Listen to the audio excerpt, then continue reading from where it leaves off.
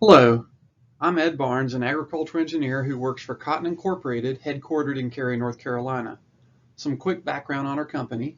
Cotton Incorporated is funded by U.S. growers of upland cotton and importers of cotton and cotton textile products.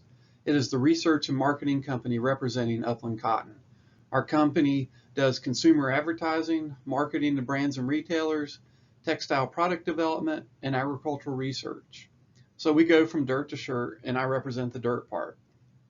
Our board of directors is composed of at least two producers from each of the 17 cotton producing states. In my division, our focus is directed to sponsor research programs that will ultimately help all U.S. cotton producers become more efficient and profitable.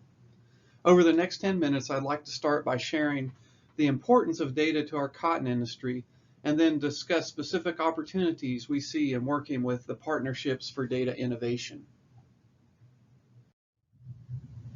Every year, cotton producers pay the USDA Agricultural Marketing Service, or AMS, $2.30 a bale to have the fiber quality of those bales measured and made available in a database. In 2019, there are approximately 19,500,000 pound bales of U.S. cotton produced, so cotton growers spent $43 million to make that data available to their customers. And their customers also pay for that data at a rate of 5 cents per record request. This slide illustrates the flow of data during the cotton harvest process.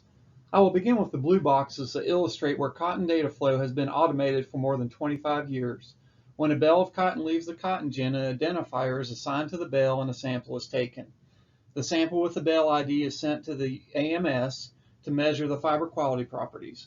The data associated with that bale is stored in a central database, so when the bale arrives at the textile mill, the mill retrieves the fiber quality data and uses it to form what's called a laydown, and that is pictured in the bottom right corner of this slide. This laydown allows the mill to create a yarn with the desired quality characteristics. Pictured to the far left of the slide is the new cotton harvester that John Deere released in 2008. Every module of cotton created by that harvester has 4 RFID tags, or radio frequency identification tags, and data such as GPS coordinates where that module is made, moisture content and weight, and harvest area. We've worked over the last 5 years with the USDA ARS Gen Lab in Lubbock, Texas to automate the data flow in that process shown in the green boxes. The RFID tags and the data automation are beginning to allow growers to break their reliance on paper tickets to track cotton from the field to the gin. The red font indicates where we have worked with Ag Gateway to develop plugins or adapt plugins for cotton harvest and quality data with the hopes of making the data more easily integrated by software providers. A side benefit of this whole data flow process is it easily supports emerging traceability requirements of our apparel and brand retail customers. I give this rather long explanation of cotton data to, number one, reiterate that agricultural data has tremendous value, to show that cotton has a long history of standardizing and sharing data across its supply chain, and finally, that there are new data streams entering our data management discussions every year as agricultural equipment becomes more sophisticated. When I look at all the data that is already available in our cotton production system, I keep seeing ways to get more value from it. The same is true for research data. Cotton Incorporated contributes partial or complete funding for over 200 field trials every year. Most of the time the experiment is conducted, yield and production data are collected, and then a production recommendation is made and likely a technical publication generated. Then the data disappears. If I had been capturing this research data in a central database for the last 18 years, that's how long I've worked for Cotton Incorporated, and assuming every experiment just had 4 reps and 4 treatments, I would now have 57,000 yield observations spread over 3,600 environments. Many private ag companies have been doing this and established their own data collection protocols. The potential is so great. If all ARS field research data were collected and continually compiled in a common system, the potential is even greater when you think about pulling university, nonprofit, and even possibly industry data into this common system. I know it is one of PDI's primary goals, and I wholly support it. We have been working with PDI on several cotton opportunities this year, and Chris Delholm will also share some of the cotton work later this afternoon. One data management task that we are working on is an agronomic data collection tool with an example data input screen pictured to the right.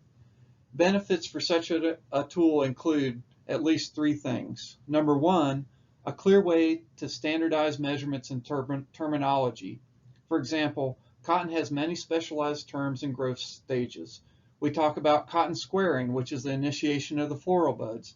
To some, squaring means a square was seen on any plant in the plot. To others, 50% of the plants have at least one square, etc.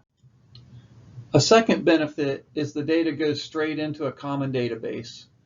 The PDI AgCross platform is an active scientific research platform, so data access and permission can be set to where only relevant researchers can see the data until the data is ready for publication. It is reasonable to embargo data until the publications are complete, but if the data is not already stored in a research database, most researchers will not have the time to organize and submit published data to a database years later.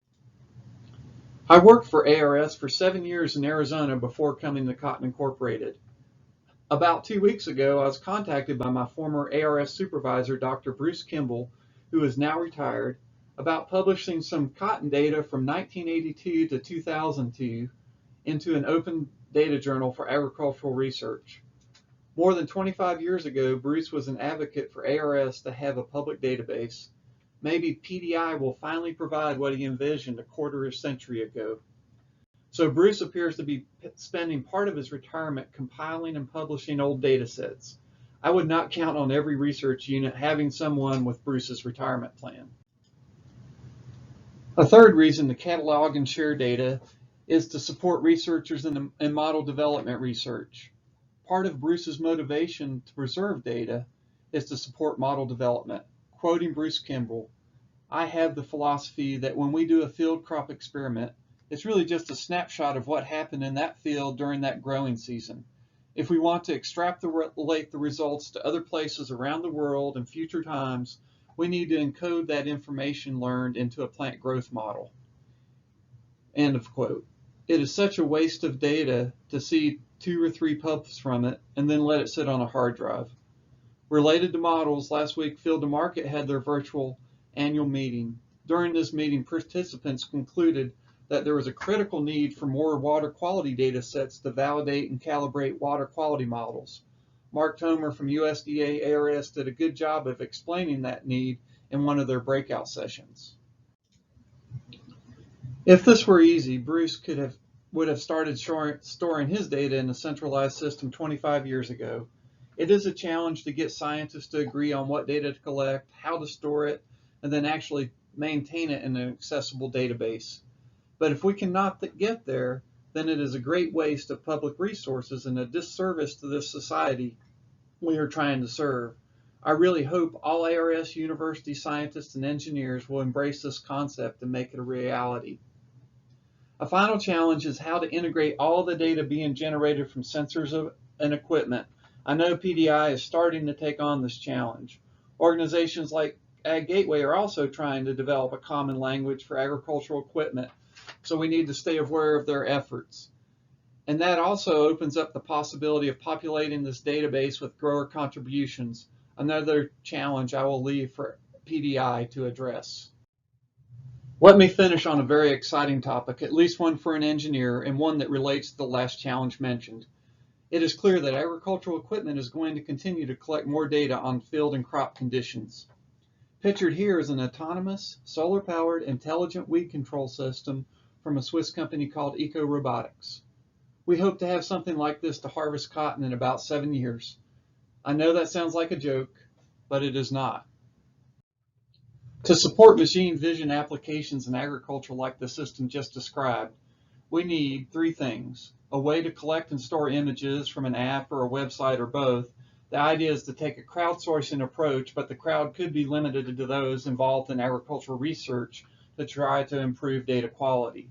Secondly, we need an intermediate database for image annotation and quality control of the images submitted. And then finally, number 3, we need a publicly available database. We envision PDI fulfilling this role.